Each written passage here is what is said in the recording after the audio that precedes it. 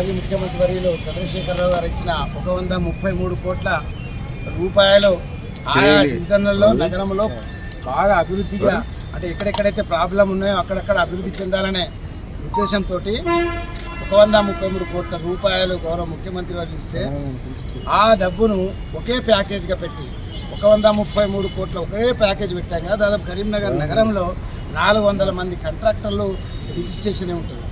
300 నుంచి 400 వాళ్ళ ఎవ్వరికి కూడా వర్క్ రాకుండా కేవలం ఒక కాంట్రాక్టర్కు వచ్చే విధంగానే ఒకటే ప్యాకేజ్ చేసిన ఎస్సీ అలాగనే వాళ్ళ అధికారులు వాళ్ళపై చర్యలు తీసుకోవాలి.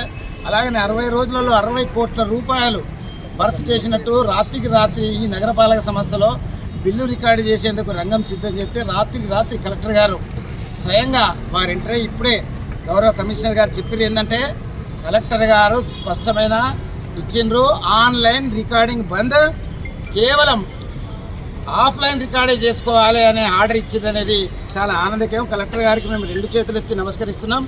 ఇంత అవినీతి జరుగుతున్నప్పుడు ఇలాంటి చర్య తీసుకోవడం ప్రజలు హర్షిస్తారు దీనిని. కాబట్టి వాళ్ళపై ఏ అధికారులపై అయితే దీంట్లో ఇన్వాల్వ్మెంట్ ఉన్నదో వాళ్ళపై కూడా చర్య తీసుకోవాలని మేము డిమాండ్ చేస్తున్నాం. ఆ అధికారులను పక్కన పెట్టాలి.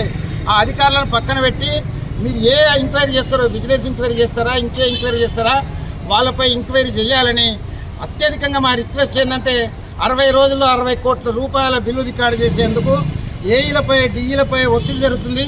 కొందరు డిఈలు కొందరు ఒక ఎస్సీ బాగా విపరీతమైన ఒత్తిడి చేసి బిల్లు సంతకం పెట్టినట్టుండు. కాబట్టి రాత్రంతా ఇక్కడ పంచాయతీ అయింది. ఆ పంచాయతీ స్వయంగా చూసి కలెక్టర్ గారికి స్పందించడం జరిగింది. కాబట్టి ఆయనకు మళ్ళొకసారి నేను ధన్యవాదాలు చెప్తున్నాను. వారిపై పూర్తి విచారణ చేయాలి. ఈరోజు గౌరవ కమిషనర్ గారికి ఒక కాంప్లైంట్ ఇచ్చినాం. ఏమనిచ్చినామంటే అట్టి అధికారులను పక్కన పెట్టి ఎంక్వైరీ స్టార్ట్ చేయాలి. ఆ అధికారులను పక్కన పెట్టే అధికారం ఈ మున్సిపల్ కమిషనర్దే ఉంది. ఈ మున్సిపల్ కమిషనర్ పక్కన పెట్టి విచారణ చేపడితే అన్ని విషయాలు ఎంత అవినీతి జరిగిందో అవన్నీ కూడా బయటపడతాయి. కాబట్టి అధికారుల పాత్ర ఎంత ఉంది, ఒక్కొక్క అధికారులు ఎన్నెన్ని ప్లాట్లు కొన్నాడు, ఒక్కొక్క అధికారి ఎవరెవరి పేరు మీద ప్లాట్లు కొన్నాడో అవన్నీ బయటకు వస్తాయి. కాబట్టి ఈ పూర్తి స్థాయి విచారణ జరిపేయాలని ఈరోజు కమిషనర్ గారిని కోవడం జరిగింది.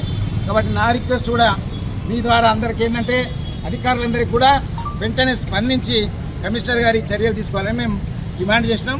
దానికి కలెక్టర్ గారు కూడా నిజంగా కూడా వారికి మళ్ళొకసారి నేను అభినందన చెప్తున్నా.